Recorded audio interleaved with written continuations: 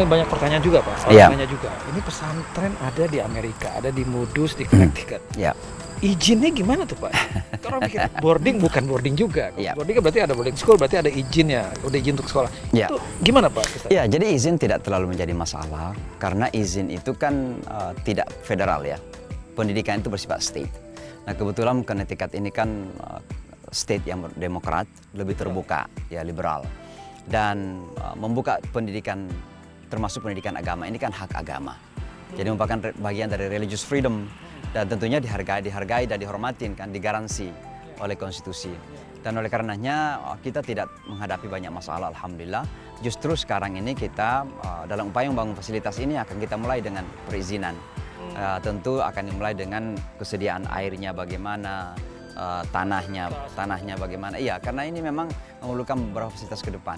Tantangan terbesar sekarang yang kita hadapi itu adalah apakah kita akan mampu mewujudkan fasilitas itu.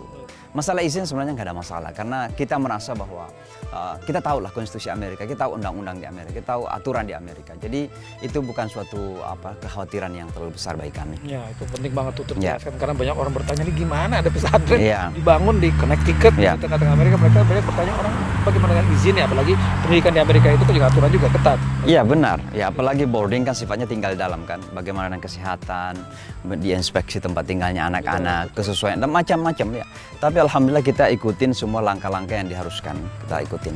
Pak Ustadz, kalau summer berarti kan ada fall, ada winter, berarti Ya. sekarang ini ada yang jaga Pak di pesantren ini? Iya ada, ya? ada yang jaga. Jadi kita punya seseorang yang menjaga juga. Sekarang ada ustadz yang akan tinggal di sini. Jadi program kita ke depan ini akan ada namanya kajian Islam akhir pekan. Kajian Islam akhir pekan? Ya, jadi Khusus untuk siapa? khusus untuk para orang tua dan remaja. Open Jadi siapa aja Pak? open pada siapa saja ya. Dan makanya ini program pesantren kita ini kan ada 8 ustadz yang mengajar ini. Iya, iya. Dan ustadz yang kita sponsori adalah ustadz-ustadz yang Bagus, saya lihat cukup tadi. berkualitas dari Indonesia. Ustadz Inggris juga. Oh iya, jadi pertama mereka hafal Quran, kemudian ilmu Islamnya dalam, wawasannya luas, bahasanya bagus, bisa komunikasi kepada anak-anak. Dan itu kita seleksi, kita umumkan bahwa kita ada membuka kesempatan untuk mengajar di Amerika. Dan alhamdulillah begitu banyak yang mendaftar. Ya, rupanya Amerika ini merupakan atraksi tersendiri ya bagi. Jadi banyak mau ke sini. Nah, kita seleksi dari sekian banyak yang mendaftar itu 5 orang saja, dan alhamdulillah semua dapat visa dan mereka mengajar di sini.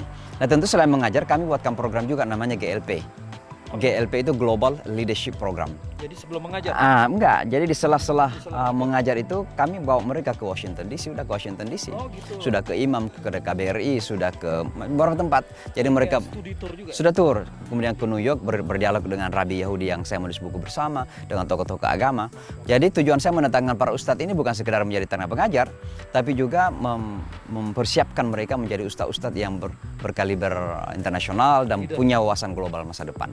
Ya, mereka anak muda ini. Ada yang dokter dari Azhar, ada yang S2, macam-macam. Jadi mereka anak muda yang punya wawasan. Iya, itu menarik sekali Pak. Ya. Itu jadi mereka juga begitu pulang dari Amerika, mereka juga punya wawasan dan Ya, bisa memperkaya gitu. Benar. Mereka juga. Exactly, ya betul.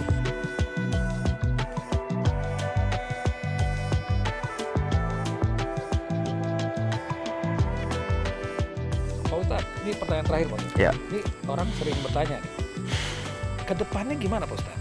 Ini nanti rencananya, tadi saya dengerin Pak Ustadz ceramah Ya. juga gitu kan, nih wah akan jadi pesantren. Ya. Apakah pertama ini jadi pesantren inklusif, apakah bisa menerima orang di luar orang Indonesia Pak gitu, kemudian what is the next? Ya, jadi memang impian kita adalah menjadikannya sebagai pesantren Muslim Amerika ya. Muslim Amerika, Ya. jadi bukan hanya Orang Indonesia. Indonesia. Ya, Indonesia menjadi bagian dari Amerika. Jadi Ya. kalau misalnya ada dari Oh, Turki misalnya, oh iya boleh? ada Bangladesh.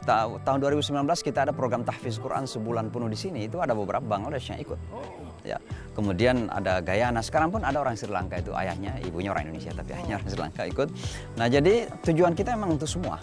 Bahkan sebenarnya ya lebih dari itu. Kalau misalnya nanti sekolah kita ini berkembang dan maju, kualitasnya diakui oleh pemerintah dan ada non-muslim yang mendaftar, why not? non-muslim yang mau belajar. Oh iya. Oh di Indonesia kok orang muslim belajar di sekolah Katolik? Iya. Ya, kenapa nggak ada di Amerika non-muslim belajar di pesantren gitu? Nggak ada masalah. Indonesia lagi. Iya, karena di pesantren ini nanti kita akan pelajari mata pelajaran yang utama. matematika, bahasa, sains, kemudian ilmu sosial. Hanya 4 saja kan di sekolah umum itu. Nah, selebihnya kita yang atur apa yang akan kita ajarkan dari segi agama, akhlak, fikih, sirah, Al-Quran, bahasa Arab misalnya. Nah, ini kan kita yang tambah. Nah, jadi mereka bisa menjadi mahasiswa setelah tamat di sini kemanapun, ya tapi ada apa namanya modal keilmuan Islam untuk mereka kemana saja gitu. Jadi ini akan terbuka kepada siapa saja. Ya, dan di samping itu saya lihat juga tadi cara pengajaran juga sangat kreatif ya. Jadi bukan hanya belajar Al-Quran, tapi juga bagaimana bersahabat, bagaimana berhubungan. Tadi ada saya lihat ada mijit-mijit bareng gitu. Saya lihat gitu. Terus mereka juga main skateboard, terus juga berenang, dan saya lihat bersatu karena ini kan dari macam-macam. Betul. Usia jadi, juga macam-macam. Oh, usia tadi saya lihat. Ya, jadi saya mengistilahkan itu mereka di sini bukan sekedar transfer ilmu ya, belajar keilmuan saja. Tapi yang terpenting itu adalah pertama membangun lingkungan, environment.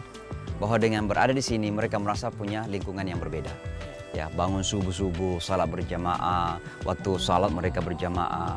Ya, ini kan lingkungan yang berbeda dengan di rumah. Dan ini sesama Muslim diaspora Indonesia. Jadi kalau mereka sehari-hari kan mereka hidup dengan kultur Amerika. Betul, betul. Ya. Datang ke sini ya, malah dengan melihat situasi sekarang ini saya terpikir.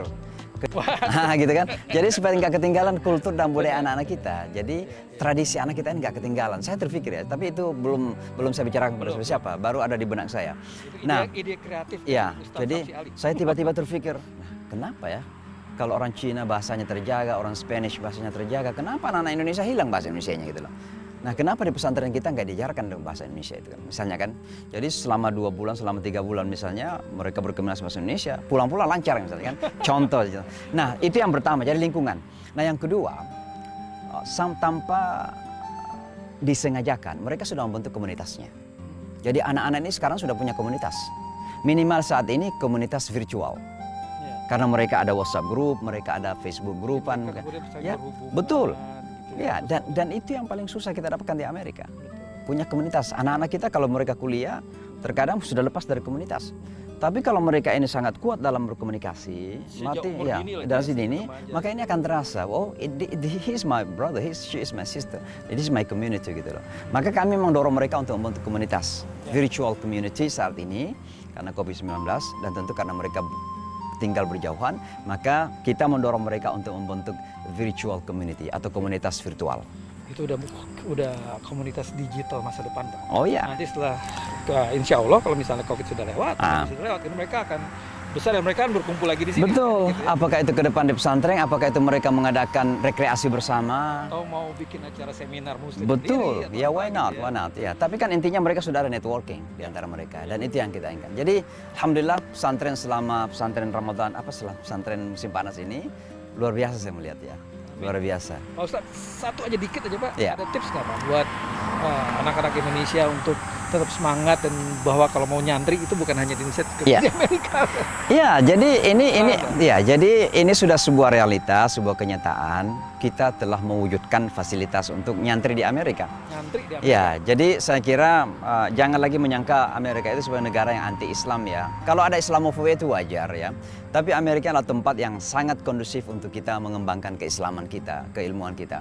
Maka kita membuka diri kepada masyarakat Indonesia khususnya dan semua masyarakat Muslim tentunya untuk datang dan memperbaiki seluruh dunia. Jadi dari mana saja. Diaspora dari Kanada, Ya. diaspora dari Belanda, Ya, sini. tupanya tahun ini ada dari Calgary, dari Kanada yang ikut, dari Kanada sudah mulai ikut. Kemudian tahun depan kemungkinan akan ada dari Qatar yang ikut kemarin, mereka sudah mulai. Ya, cuma kan ini yang dari luar negeri ini harus ngurus visa ya. Kalau Kanada kan nggak harus ngurus visa kalau mereka warga negara Kanada. Jadi silahkan kita terbuka, fasilitas sudah ada. 7,5 hektar sekarang ini dan sebentar lagi insya Allah kita akan menandatangani pembelian 3,1 hektar.